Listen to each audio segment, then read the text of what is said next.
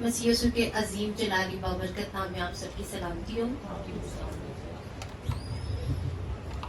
میں خدا کی اور خدا کے بعد اپنے پاسٹر جی کی بے حد شکر گزار ہوں کہ انہوں نے ہمیں یہ موقع دیا، مجھے یہ موقع دیا کہ میں آج جو کلمہ 5واں کلمہ ہے میں پیاسا ہوں، اس کے بارے میں آپ کے ساتھ تھوڑا سا کلام کے ذریعے سے شیئر کروں گی. جب ہم ادھر بیٹھے ہوئے ذرا سوچیں کہ اس وقت جو گرمی ہے اس میں ہم پیاسے ہیں، ہمیں پیاس لگ رہی ہے، تو اسی طرح سے جب ہم مسیح یسوع کی پیاس کو دیکھیں تو کیا ہمیں محسوس ہوتا ہے کہ ہماری زندگیوں میں کچھ ایسی کمی ہے کہ یسوع آج بھی پیاسے ہیں؟ تو چلیں آج میں آپ کے ساتھ یہ کلمہ شیئر کروں گی. 5واں کلمہ ہے جسمانی دکھ کا کلمہ. اس کے بعد جب یسوع نے جان لیا کہ اب سب باتیں تمام ہوئی تاکہ نوشتہ پورا ہو تو کہا کہ میں پیاسا ہوں. یوحنا مقدس یوحنا کی انجیل 19 باب کی 27 آیت. 5واں کلمہ جسمانی دکھ کا کلمہ ہے جو مسیح کے جسمانی دکھ کو پیش کرتا ہے. ساری رات اور اگلے دن کے تیسرے پہر تک مسلسل دکھوں، تکلیفوں، کوڑوں، کھینچا تانی اور صلیب پر لٹکائے جانے کے بعد یسوع کے بعد مسیح خداوند صلیب پر پہلی دفعہ ایک جسمانی خواہش کا اظہار کرتے ہیں کہ میں پیاسا ہوں.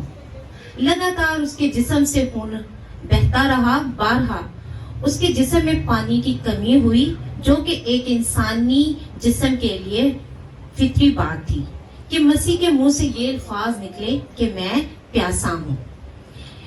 یہ پکار میں پیاسا ہوں اس شخصیت کی تھی جس کے بارے میں عہد عتیق میں پڑھیں تو وہ پتھروں سے پانی جاری کرنے والا، اور اگر ہم عہد جدید میں پانی کے اوپر خشک زمین کی طرف چلنے والا اور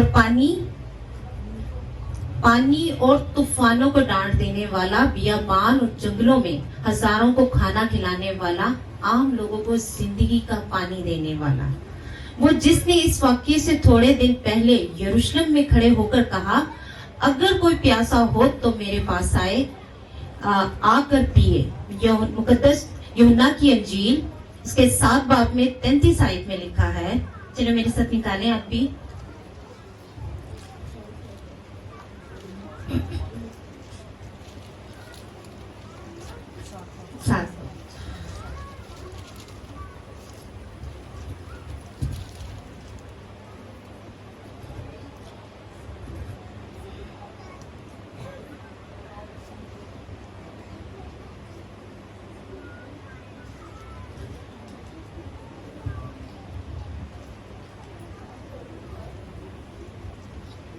سات باب کی 37 آیت میں ہم پڑھیں گے. پھر عید کے آخری دن جو خاص دن ہے یسوع کھڑا ہوا اور پکار کر کہا اگر کوئی پیاسا ہو تو میرے پاس آ کر پیے.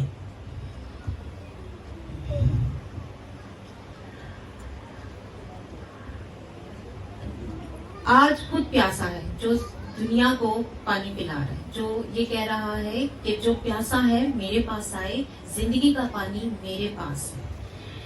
یہ مسیح کی بشارتیت کا ایک بڑا ثبوت بھی ہے کہ سمندروں دریاؤں کا مالک خود پیاسا ہے.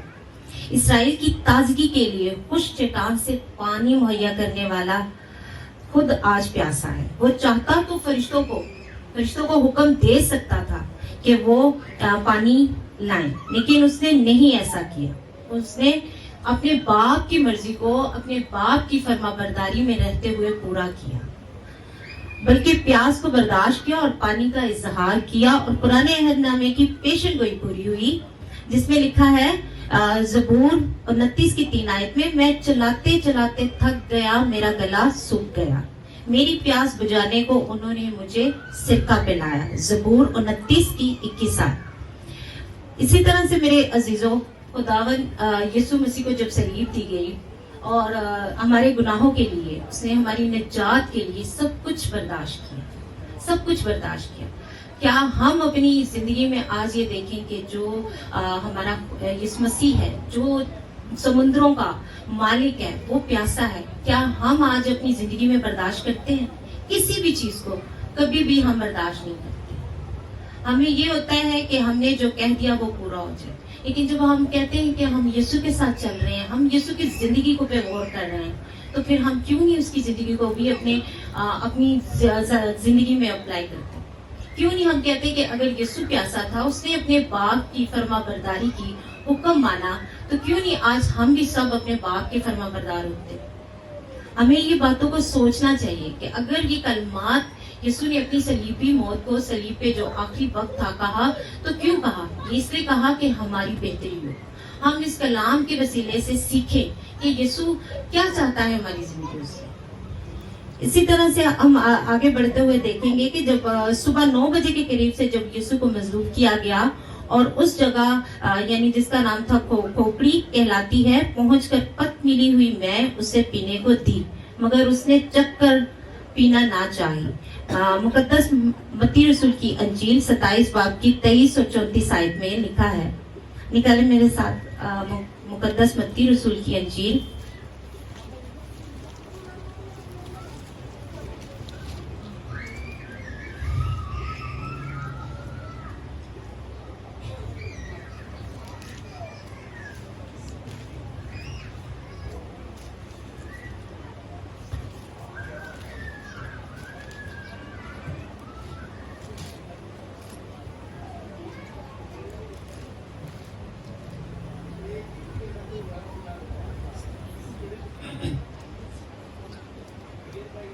जब बाहर आए तो उन्होंने शमाउन नाम एक करीनी आदमी को पाकर उससे नहीं सॉरी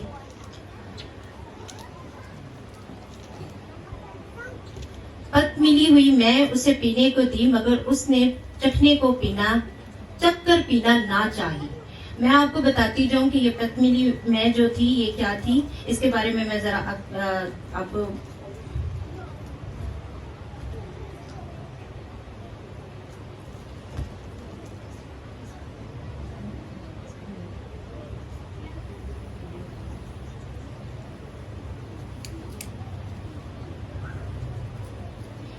ये रवायत के मुताबिक रोमी हुकूमत जब किसी को मजलूब करती थी तो उसे सलीब पे लटका देने के बाद ये मैं पिलाई जाती थी। इसमें का पिलाना जैसे पेन किलर हम लेते हैं ना दर्द को दूर करने के लिए, इसी तरह से इस पे जो मैं में था शामिल था कि जो दुख और दर्द है इसे कम किया जाए। लेकिन हमारे नजात दहिंदा ने ये मैं पीने से इनकार कर दिया। दूसरी बार सिरका उस वक्त पेश किया गया जब यीशु मसीह ने 3 बजे के करीब खुद कहा कि मैं प्यासा हूँ, तो रूमी सिपाहियों ने उसे सिरके में भिगोते हुए स्पंज को जरफा की शाख पर रखकर उसके मुंह में लगाया। तारीख के मुताबिक ये जो महीना चल रहा है अप्रैल का, इसमें फलस्तीन में बहुत गर्मी होती है। इस महीने में बहुत गर्मी होती है और पिछले 15 घंटों से खुदावंद यीशु के दुख तकलीफ में कमी ना हुई बल्कि मुसलसल इजाफा होता चला गया, मगर फिर भी वो बाहैसियत इंसान बनी नो इंसान के गुनाहों के कफारे के लिए सब कुछ बर्दाश्त करता रहा। लेकिन आखिरकार जिस्मानी दुख दर्द की शिद्दत ने उसे ये कहने पर मजबूर कर दिया कि मैं प्यासा हूँ। उर्दू जुबान में लिखे गए ये 3 अल्फाज मैं प्यासा हूँ दरअसल खुदावंद मसीह के सलीबे से कहे गए यूनानी जुबान के एक लफ्ज डिप्सो का तर्जुमा है, जिसके मानी है पानी की कमी।